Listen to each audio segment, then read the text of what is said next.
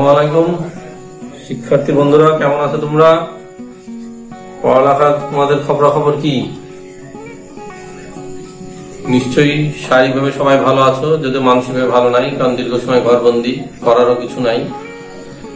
এখন ঘরেই থাকতে হবে আমাদের, বেশি বেশি বাঁচতে হলে ঘরে থাকতে শিখুন স্লোগান। তো শুধু ঘরে থাকলেই চুপচাপ বসে দেখলে হবে না, যেহেতু পরীক্ষা বা আদার্স কার্যক্রম বা যে কোনো সময় আশা করছি ইনশাল্লাহ আল্লাহর রহমতে আমরা কার্যকর ওষুধ পেয়ে যাবো, তখনই সবকিছু আবার স্বাভাবিক গতিতে চলে আসবে। সেই স্বাভাবিক গতিতে আসলে যাতে আমরা পিছিয়ে না পড়ি, যেন আমাদের পড়ালেখা চালু রাখা লাগে, তারই অংশ হিসেবে আজকে আমাদের পদার্থবিজ্ঞানের ক্লাস, অনলাইন ক্লাস। আজকে আমাদের আলোর প্রতিফলনের দ্বিতীয় ক্লাস। আমাদের এটা হলো অষ্টম অধ্যায়ের দ্বিতীয় ক্লাস, আলোর প্রতিফলনের। তো আমরা আজকে প্রতিদিন আলোচনা করছি, আজকে আমরা বলবো আলোর প্রতিফলন কি। স্লাইডে তোমাদের দেওয়া আছে আলোর প্রতিফলন কি।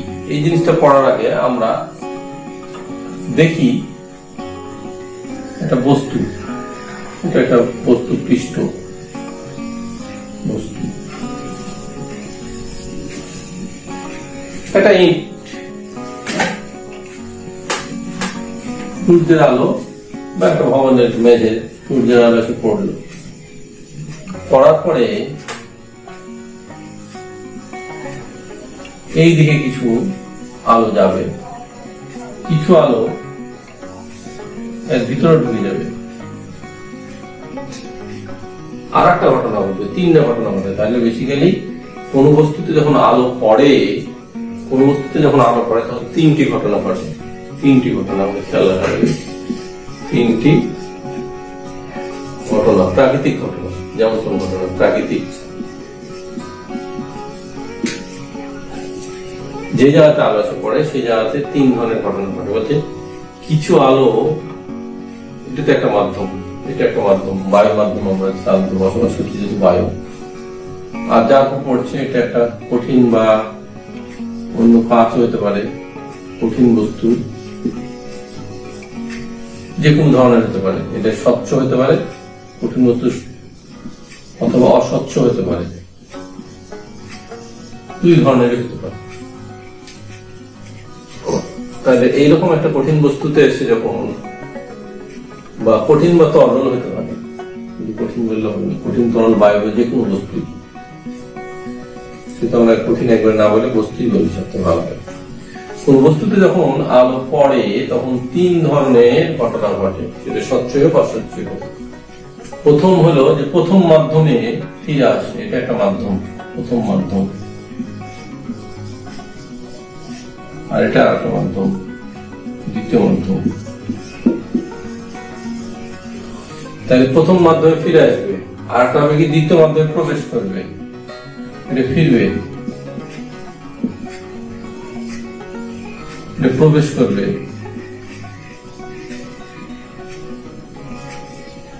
আর কিছুটা এই জায়গাতেই হারিয়ে যাবে। এটা একটা শক্তি, আলো মানে শক্তি এক ধরনের। তাহলে কিছু শক্তি এইদিকে ফিরে যাবে, কিছু শক্তি এখানে ফিরে প্রবেশ করে, কিছুটা হারিয়ে যাবে এই জায়গাতে। এই যে ফিরবে, এটাকে আমরা বলছি আলোর প্রতিফলন। আর যেটা প্রবেশ করে ভিতরে ঢুকে যাচ্ছে সেটাকে বলে প্রতিসরণ। আর যেটা এই জায়গায় হারিয়ে যাচ্ছে একটা আমরা বলছি শোষণ।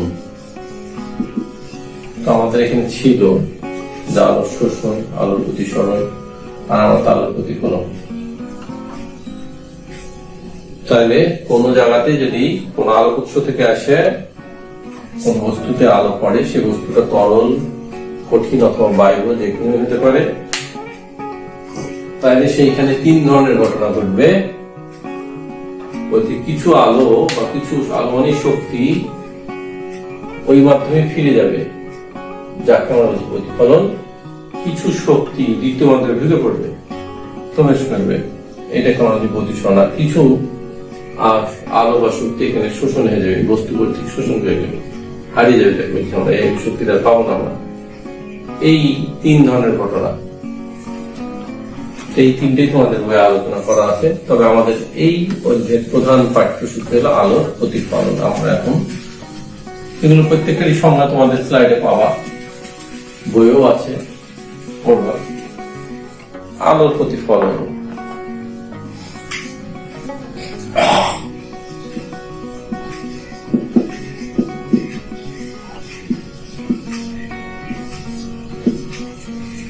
আলোর প্রতিফলন।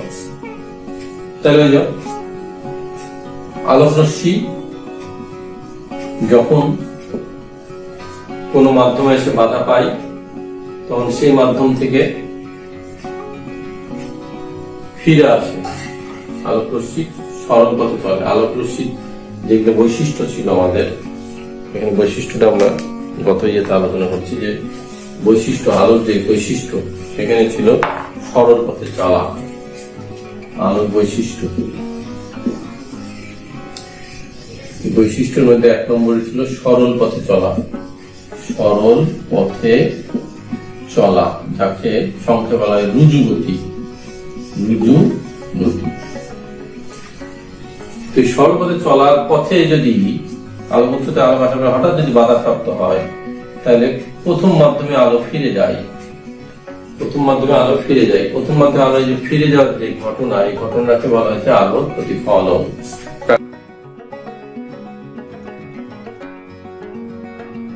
প্রাকৃতিক ঘটনা, আলোর এক প্রাকৃতিক ঘটনা হলো আলোর প্রতিফলন। এখন আমি, তুমি, আমরা স্কুলে আসি। আমি যখন আমার বাসাতে পাঠান করা, আর আমাদের প্রতিষ্ঠান হলো কেশবপুর। এটা হলো 9 নম্বর ওয়ার্ড, আর এটা হলো 4 নম্বর ওয়ার্ড বা 5 নম্বর ওয়ার্ড। 4-5 মাঝামাঝি, 4-5 মাঝামাঝি পড়ে স্কুল গেটের এপার ওপার। তাহলে এইখান থেকে আমি যখন এইখানে যাই, আমার বাসা থেকে আমার স্কুলে যাই, তখন আমি অধিকাংশ সময় কোনো যদি প্রাকৃতিক কোনো পরিবর্তন বা নিজের কোনো, তাহলে সুন্দর আমার একটা নিজস্ব রাস্তা আছে, যে নদীর ধারের পথ দিয়ে যায়, নদীর ধার, নদীর ধারের রাস্তা, আবার ওই পথ দিয়েই ফিরে আসি। তোমরাও ঠিক স্কুলে আসার একটা নির্দিষ্ট পদ্ধতি সাধারণত আসো, নির্দিষ্ট পদ্ধতি যাও, কোন পরিবর্তন না ঘটলে, বা কিছু কিছু নির্দিষ্ট পথে আসো, কিছু কিছু। আমি যদি এখন পাঠানপাড়া থেকে আমার প্রতিষ্ঠানে আসতে চাই, আর যদি আমি এখন মানে হলো আমাদের বাসা থেকে যদি দিক ধরি, তাহলে আমাকে যেভাবেই যাই, তাহলে পশ্চিমে যেতে হবে। আমাকে আমার বাসা থেকে পশ্চিমে যেতে হবে। এটা হলো মূল থিওরেম। এখন আমি যদি পূর্ব দিকে যাওয়া শুরু করি, তাহলে কি পুলিশ লাইন স্কুলে আমার আসা হবে? হবে না। আমি যে রাস্তায় যাই, আমার বাসা থেকে পশ্চিমে গেলে পুলিশ লাইন স্কুলে পৌঁছাবো, আর পশ্চিমে না যদি পূর্বে যাই, তাহলে সারাদিনও আমি পুলিশ লাইন স্কুলে আর পৌঁছাতে পারবো না, দিক পরিবর্তন না করা পর্যন্ত। তো ঠিক আলোর প্রতিফলন পাইতে হলে কিছু নিয়ম মানে আলোর চলতে হবে, বা এই নিয়মগুলোকে বলা হচ্ছে প্রতিফলনের সূত্র। প্রতিফলনের প্রাকৃতিক এই ঘটনা পাইতে হলে কিছু আমাদের নিয়ম মানতে হবে, তাহলে পাবো প্রতিফলনের সূত্র বা নিয়ম। বিজ্ঞানীরা, আলোক বিজ্ঞানীরা গবেষণা করে 2টি সূত্র পেয়েছে। 2টি। প্রথম স্লাইডে সব দেওয়া আছে। প্রথম সূত্র বলছে যে আপাতিত আলোক রশ্মি, প্রতিফলিত আলোক রশ্মি আর প্রতিফলন বিন্দুতে অঙ্কিত অবিলম্ব একই সমতলে থাকবে। তাহলে তারকে বুঝতে হলে আমাদের সূত্রগুলো তো আমাদের লেখাই আছে, আমাদের বোঝাটা বেশ দরকার। তাহলে আমাদের একটা চিত্র অঙ্কন হয়ে যাবে।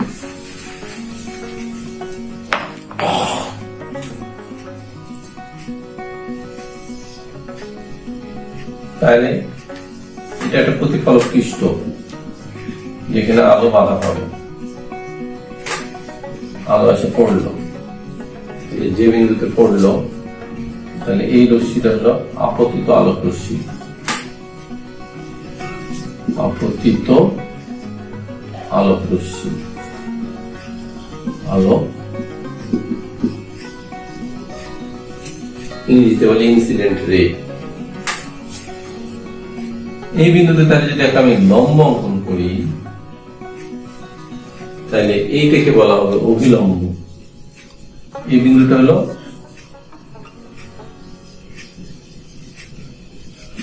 বিন্দু, ইনসিডেন্ট পয়েন্ট, আর এই বিন্দুতে যে লম্ব একে বলে অভিলম্ব, অভিলম্ব। আর এই যে ফিরে গেল এটা হলো প্রতিফলিত, প্রতিফলিত আলোক রশ্মি, আলো প্রতিফলিত আলোক রশ্মি। তো প্রথম সূত্রের কথা হলে আপতিত আলোক রশ্মি, প্রতিফলিত আলোক রশ্মি এবং অভিলম্ব একই সমতলে থাকবে, মানে এই যে একটা সমতল। এরকম কখনোই ঘটবে না যে একটা আলোক রশ্মি এসে এইভাবে পড়লো আর এইভাবে না যে এরকম খানাখনি হয়ে যাবে, তা হবে না। এমন হয়ে যাবে যে একটা সমতলে থাকবে, ঠিক এরকম যদি এসে পড়ে তো ঠিক এরকম, কখনো এইরকম বা ঠিক এইরকম এসে পড়বে, কখনো এইরকম অথবা এইরকম হবে না। এটা একটা সমতল, একটা প্লেন, একটা তল, এই তলেই থাকবে। এটা হলো প্রথম সূত্রের কথা। কখনো এরকম ঘটবে না যে সেটা নিয়ে লড়ে চড়ে যাবে, একটা তলেই থাকবে। তিনটে জিনিস একটা তলেই পাওয়া যাবে, ভিন্ন তলে পাওয়া যাবে না। এটা হলো প্রথম সূত্র।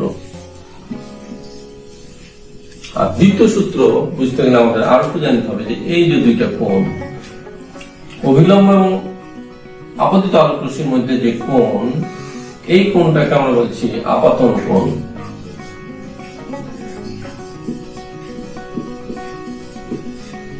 এটাকে আয় দ্বারা প্রকাশ করা হয়, ইনসিডেন্ট অ্যাঙ্গেল। আর অভিলম্ব আর প্রতিফলিত আলোক রশ্মির মধ্যে যে কোণ, এটা হলো প্রতিফলন কোণ।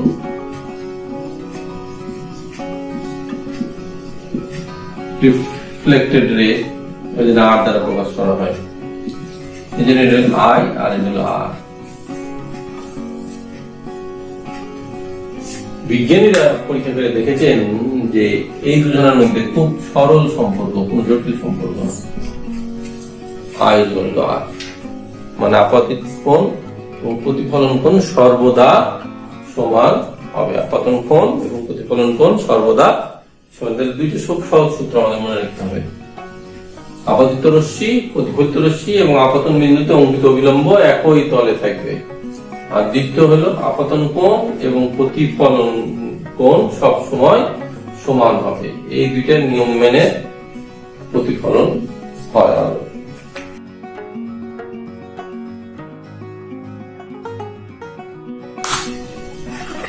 এছাড়াও যে হয় না তা না, হয়। এই হওয়ার কারণে আবার নতুন কিছু টার্ম চলে আসছে। তাহলে আমাদের সূত্রে দুইটাই বলছে। এখন এই সূত্র মেনে যদি আলোর প্রতিফলন হয় তাহলে এক ধরনের ঘটনা, আর না মেনে যদি হয় তাহলে আর এক ধরনের ঘটনা। ওই জন্য প্রতিফলন আবার দুই প্রকার। প্রতিফলন দুই প্রকার। প্রতিফলন এক হলো সূত্র মেনে যে চলে, ভালো চলে, সবকিছু মেনে চলে, নিয়ম বিধি, তাহলে বলে নিয়মিত, নিয়মিত প্রতিফলন। আর যে নিয়ম মেনে চলে না, অনিয়মিত। তো আমরা সাধারণত যে ছেলে নিয়ম মেনে চলতেন তাকে দুষ্ট বা খারাপ বলি। এখানে বলছে অনিয়মিত। নিয়মিত মানে ব্যাপ্ত, ব্যাপ্ত প্রতিফলন। তাহলে নিয়মিত প্রতিফলন আর অনিয়মিত প্রতিফলন, এই দুইটা ঘটার জন্য যে জিনিসটা দায়ী সেটা হলো যে বস্তুর তল বা পৃষ্ঠ। এই দুইটা প্রতিফলন নিয়মিত আর অনিয়মিত হওয়ার জন্য যে জিনিসটা মেনলি দায়ী সেটা হলো বস্তুর তল বা পৃষ্ঠ, যেখান থেকে আলোর প্রতিফলনটা সৃষ্টি হয়। এই জন্য আমাদের আলোক পৃষ্ঠ লেখা আছে। তাহলে যে পৃষ্ঠ থেকে আলো প্রতিফলন হয় তাকে আলোক পৃষ্ঠ বলে। এটাও আবার দুই প্রকার, এটাও দুই প্রকার। আলোক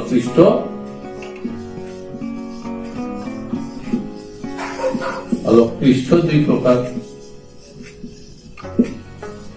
একটা হলো যেখানে আলোর প্রতিফলন সূত্র মেনে চলে, যেটা আলোর প্রতিফলন সূত্র মেনে চলে সেইটাকে আমরা বলছি মসৃণ মসৃণ পৃষ্ঠ, মসৃণ পৃষ্ঠ। আর একটা হলো অমসৃণ,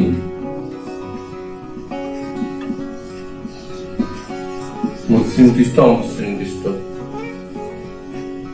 এই মসৃণ পৃষ্ঠরই নাম হলো আয়না বা দর্পণ।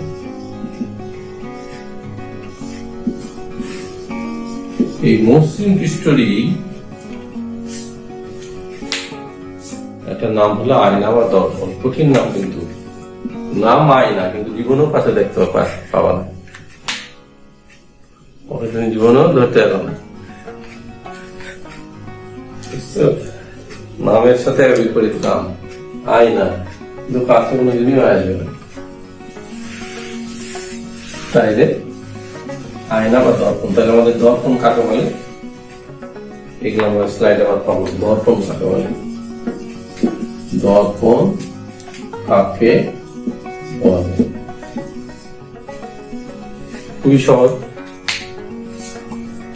যে প্রতিফলক পৃষ্ঠে নিয়মিত আলোর প্রতিফলন ঘটে, যে প্রতিফলক পৃষ্ঠে, এগুলো আমাদের স্লাইডে তোমরা পাবা, নিয়মিত আলোর প্রতিফলন ঘটে তাকে দর্পণ বা আয়না বলে।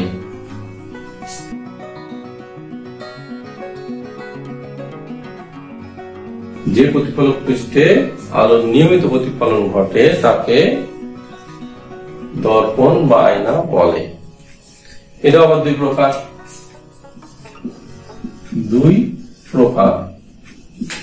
যথা এক নম্বর, এটাও দুই প্রকার। একটা হলো সমতল। তাহলে আমাদের প্রথম হলো সমতল দর্পণ, আর দুই হলো যদি তলটা সমতল না হয়, যে কোনো ভাগ বুঝ থাকে, তাহলে গলীয় দর্পণ। তাহলে আবার প্রশ্ন চলে আসে, সমতল দর্পণ কাকে বলে, গলীয় দর্পণ কাকে বলে, সমতল দর্পণের বৈশিষ্ট্য কি, গলীয় দর্পণের বৈশিষ্ট্য কি, এই জিনিসগুলো আমাদের এখন পড়তে হবে। তো আমরা আজকের মতো লেকচার এখানেই শেষ করছি। তোমরা বাসায় এগুলো করবো। আমরা সামনের দিনে এইখান থেকে সমতল দর্পণের বৈশিষ্ট্য এবং গলীয় দর্পণের বৈশিষ্ট্য নিয়ে আলোচনা করবো। এরই মাঝে আমরা সবাই সুস্থ থাকার চেষ্টা করি, বেশি বেশি ঘরে থাকি, যেহেতু খুব কষ্টকর ব্যাপার, নিচে বাঁচি এবং অপরকে বাঁচতে সাহায্য করি। আসসালামু আলাইকুম।